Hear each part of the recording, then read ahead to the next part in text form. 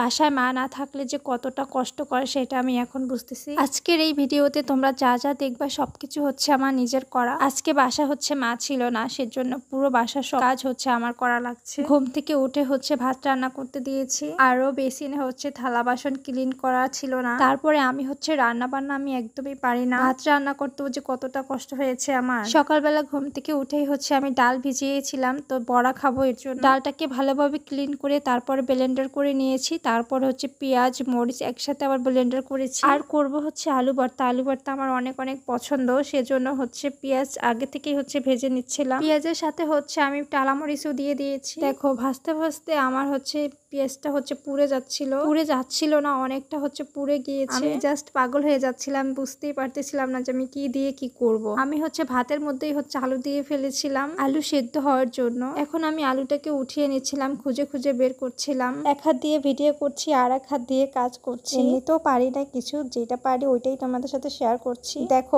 পেঁয়াজ ডালার এই অবস্থা। তো এইটাকে এক সাইডে রেখে আমি হচ্ছে এখন বড়াটাকে ভেজে নিচ্ছিলাম। ভারী খাবার আমি আসলে রান্না করতে পারি না, যেটা সিম্পল এর মধ্যে পারি ওইটাই আমি করতেছি। এখন বড়া ভাজতে ভাজতে এই পাশে আবার একটা আলু উঠিয়ে নিচ্ছিলাম। আলু আসলে খুঁজে খুঁজে বের করতেছিলাম। এখন হচ্ছে বেসিনে অনেকগুলো হচ্ছে থালা বাসন ক্লিন করা ছিল না, সেগুলো হচ্ছে ক্লিন করে নিব। ক্লিন করা শেষে আমার এইদিকে আবার ভাত হয়ে গেছে, সেটাকে আবার এই যে এভাবে গড় দিয়ে নিচ্ছিলাম। এমনিতেই আমাদের বাসায় হচ্ছে রাইস কুকারে বেশি রান্না হয়, বাট আজকে আমার কেন জানি ইচ্ছা করলো যে আমি আজকে এরকম সবকিছু করি। পারি না, তাও অনেক কষ্ট করে হচ্ছে অনেক চেষ্টা করলাম। আর গড় দেওয়াটা অনেক হচ্ছে কষ্টের ব্যাপার, আমার কাছে অনেক হার্ড লাগছে।